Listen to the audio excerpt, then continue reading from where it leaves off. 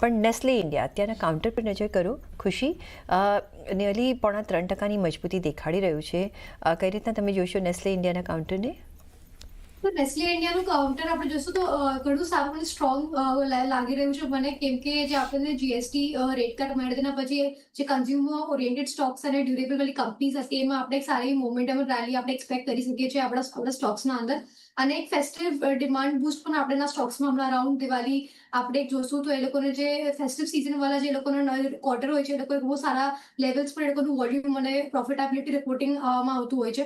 તો આ સિઝન જે હોય છે કંપનીના માટે ઘણી સારી અને સ્ટ્રોંગ રહી છે. હંમેશા હિસ્ટોરિકલી પણ આપણે જોશું તો લોકોના માટે આ સિઝન હંમેશા ફેવરેબલ રહ્યું છે કંપનીના માટે. તો નેક્સ્ટ ક્વાર્ટરમાં પણ આપણે એક સારું એવું વોલ્યુમ ગ્રોથ આપણે એક્સપેક્ટ કરી શકીએ છીએ, કેમ કે આ વાળા જે ક્વાર્ટરમાં વોલ્યુમ ગ્રોથ થોડું જે એક્સપેક્ટેશન હતું એના કરતાં થોડું અનુમાન કરતાં થોડું ઓછું આવ્યું હતું, જે વાય બેસિસ પર બીટ નથી થયું, કેમ કે જે ન્યૂઝ આવી હતી જીએસટી રેટ કટની એના પછી જે કંપનીના જે ચેનલ પાર્ટનર્સ હતા એ લોકોનું જે ઘણું બધું ડીસ્ટોકિંગના વજહથી અને ઇન્વેન્ટરી સ્ટોક્સ જે લોકો પાસે હતું તેના કારણે ઘણું થોડું ડીસ્ટોકિંગ અને ઇન્વેન્ટરી ઇશ્યુઝના કારણે વોલ્યુમ અનુમાન કરતા આપણે વાય બેસિસ પર રિપોર્ટિંગ નથી જોઈ શક્યા. પણ આપણે નેક્સ્ટ ક્વાર્ટરમાં આવશે એ નંબર્સ રિપોર્ટ કરેલા, તો આપણે નેક્સ્ટ ક્વાર્ટર હજી સારું કંપની એક્સપેક્ટ કરી શકીએ છીએ.